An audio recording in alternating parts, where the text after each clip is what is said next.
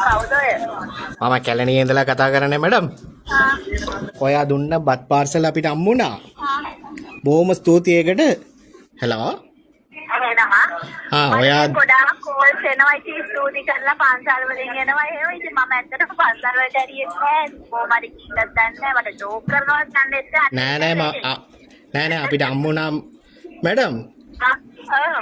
ඒ බත් පාර්සල් එකකින් බත් විතරක් තමයි තිබුණේ. ඇලවලු මොනවත් තිබුණේ නැහැ. ඒවා හරියටම දාලා තියෙනවා. එනවාට වෙන කොහෙවත් නැතිලා වෙන්නේ. නේ ලක්ෂ්මී මැඩම් නේ කතා කරන්නේ. මැඩම් ඔයාගේ සීල් එක තිබුණානේ පාර්සල් එකේ. ඔව් සීල් එක තිබුණේ ඉතින් මම උන්සින් කරපු නිසා මම සීල් එක ගහලා තමයි. ඒ පාර්සල් එකකින් තමයි මැඩම් අර බත් විතරක් තිබුණේ එළවලු මොනවත් නැහැ. දැන් ආවොත් එළවලු දෙන්න පුළුවන්ද මැඩම්? ඔව් දැන් ආවොත් කොතනද එන්න ඕනේ මැඩම්?